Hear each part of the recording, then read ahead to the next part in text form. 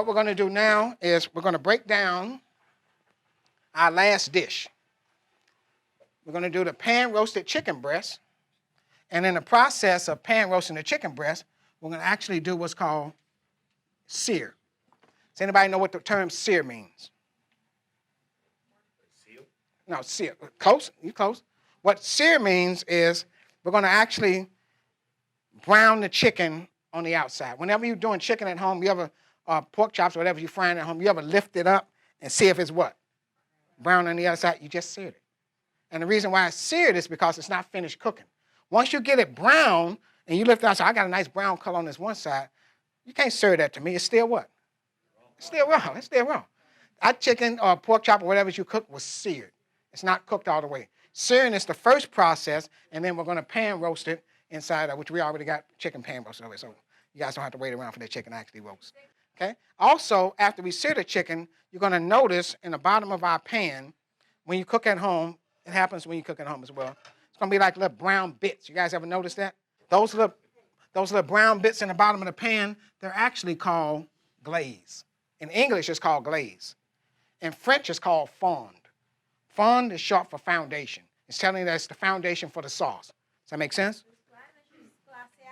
Mm-hmm. Mm-hmm. And in English, we translate the glaze, so when you introduce a liquid into it, you're doing what's called deglaze. So we're going to deglaze the pan. That's where the sauce that's where the foundation for our sauce is going to come from.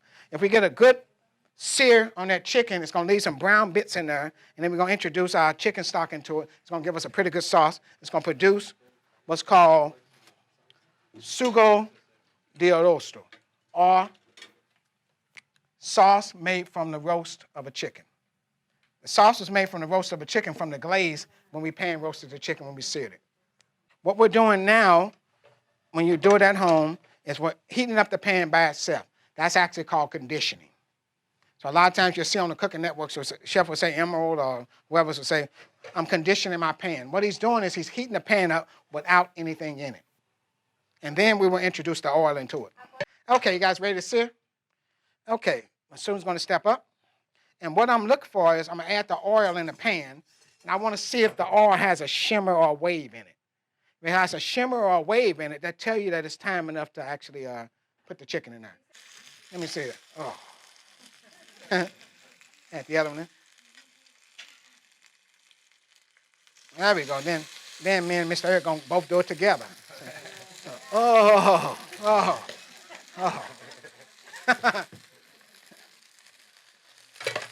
One of the things you don't want to do is you want to keep moving the chicken. Leave it in that one location, let it get a nice sear. If you try to lift it up and it's sticking to the pan, there's a pretty good chance it's not ready yet. So I'll be telling you, hey, hang on. I'll be ready. I'll be ready in a minute. And I'm going to show you guys what the sear looks like when I bring it around. A nice, pretty brown sear. It actually seals in the juices, and it gives you a nice flavor to the chicken as well.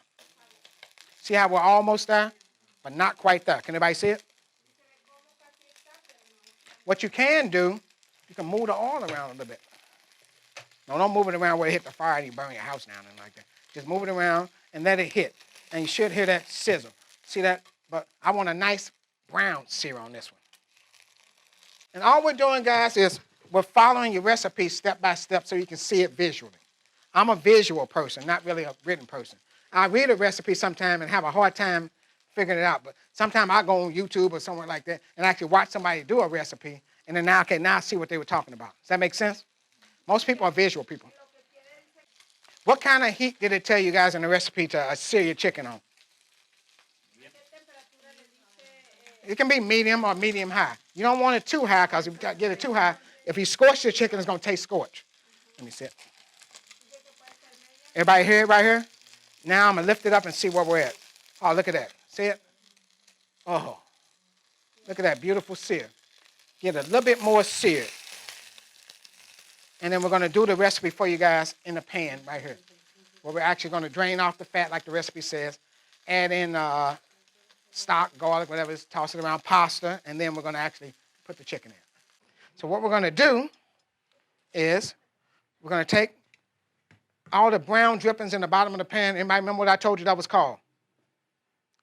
glaze, or fond. How do you remove the brown drippings off the bottom? Deglaze. I'm going to pour off the fat.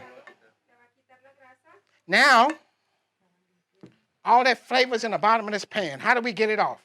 A little bit of chicken broth, a little chicken stock. This is a really light sauce. Oh, God. Oh, yeah. Let me give you this. Take the spoon, stir it up. Pour a little bit more. We're going to add a little bit of garlic in there, and we're going to take some of our sugo de roast that we made for you guys earlier, so we make sure we got enough for everybody to eat. Oh, you can smell this all the way across the building.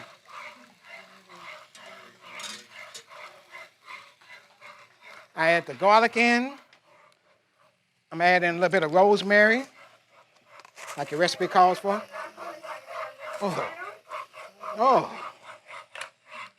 Oh my goodness. Take a little bit of our sugo de rosto.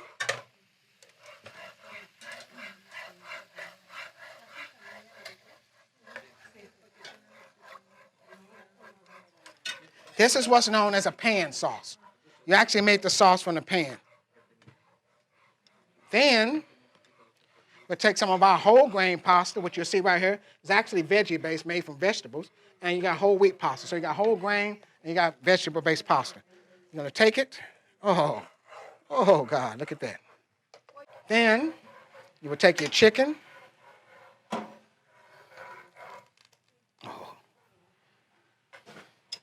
And you know what? Since I'm cooking for more than one person, how about I just put some more sauce in? You guys can come up here if you want to. Come take a look. It's okay to come closer to us. You wouldn't normally have this much sauce in it, but I'm cooking for more than one person. And the reason why I tell people I teach the class is I'm diabetic and I also have high blood pressure. So one way I control my blood sugar and I control my blood pressure is actually cooking healthy. That's the reason why I enjoy teaching the class, which may look like I'm extremely passionate in the class, but I don't know if it shows all that. But I try to make sure that when I do the class, that I'm not just doing a basic class for you guys. Does that make sense? If I'm going to show you something, and we're going to sear off something, we're going to deglaze something, or we're going to cook pasta al dente, I'm not just going to say al dente and not tell you what it means.